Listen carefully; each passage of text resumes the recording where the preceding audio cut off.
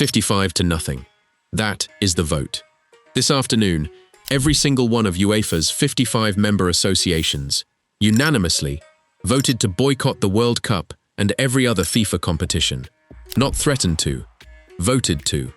11 days after a World Cup final, the confederation that supplies the champions, the finalists, and most of the best teams on earth just told FIFA it will not show up to the next one. And if that feels sudden, it wasn't. Hours before the final, the Secretary General of the Council of Europe published an open letter warning that football's next crisis had already begun and that it had two names: money and power. 11 days. Here's what happened, what was actually voted, and what happens next. Rewind to Tuesday. The Times' chief sports reporter Martin Ziegler breaks the story.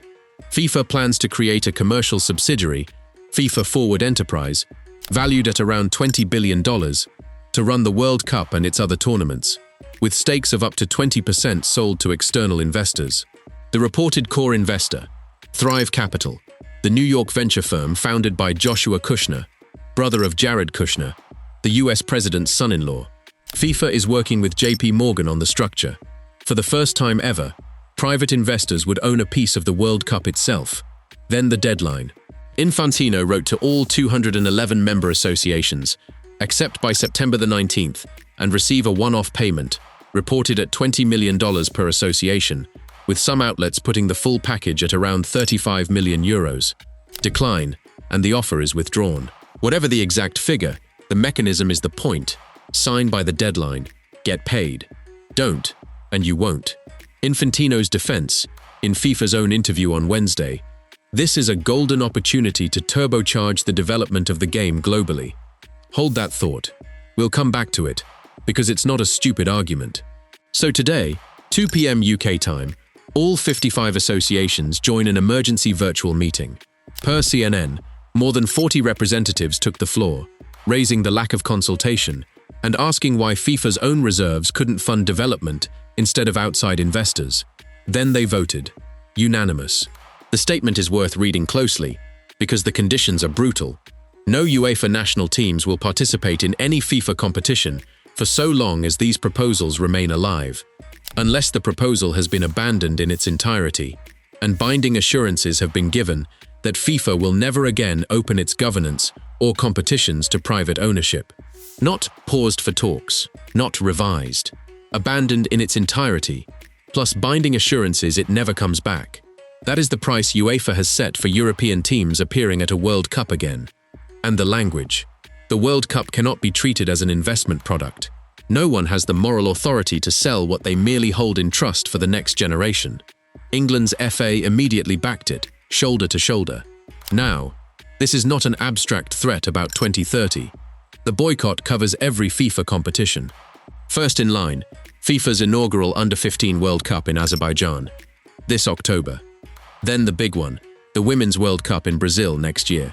If the boycott holds, that tournament happens without the reigning champions Spain, without England, without France. The heart of the women's game hollowed out of FIFA's showcase. And that's the leverage in one picture.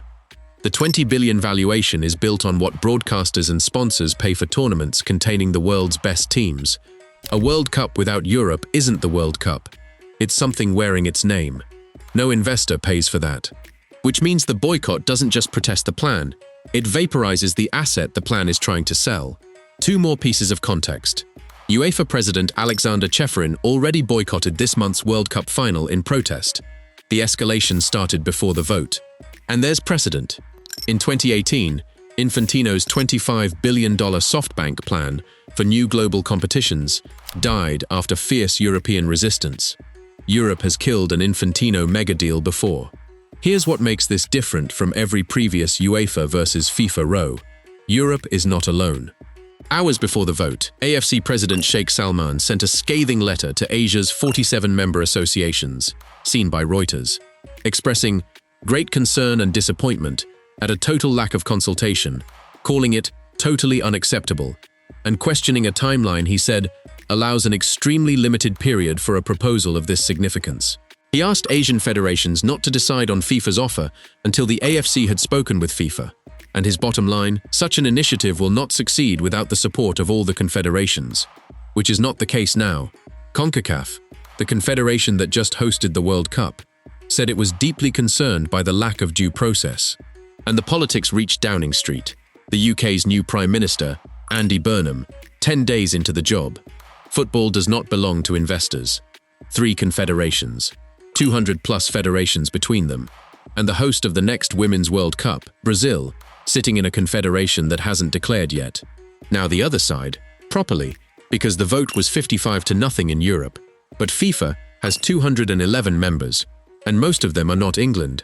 For a federation running football on a small budget, a guaranteed payment of this size is not an abstraction. It's pitches, coaching, youth structures, women's programs.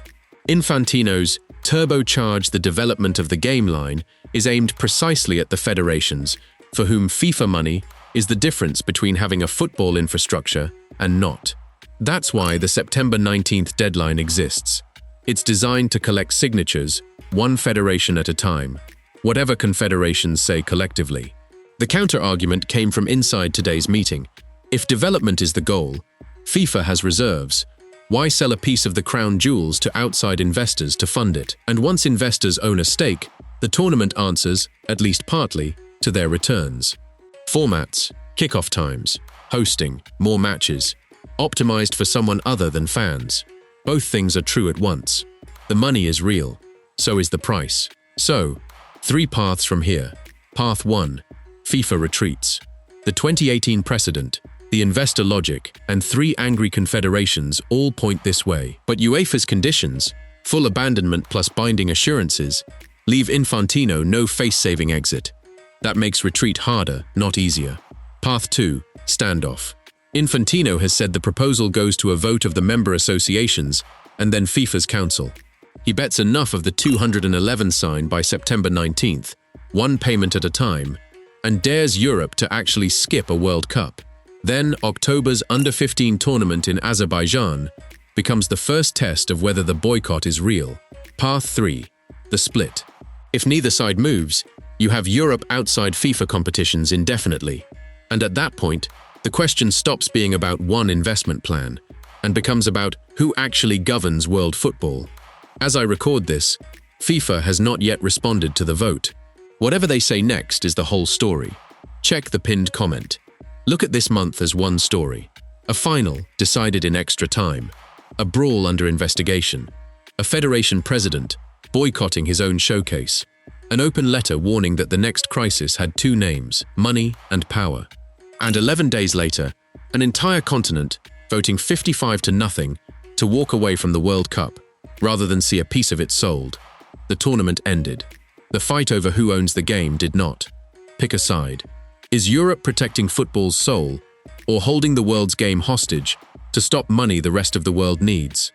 And Infantino, visionary funding the global game, or the man who finally pushed football to breaking point? Comments below. This is moving by the hour. The pinned comment has FIFA's response as soon as it lands. Best arguments get pinned under it. Subscribe to Pitchside FC. Turn on notifications. Pitchside FC. Pick a side.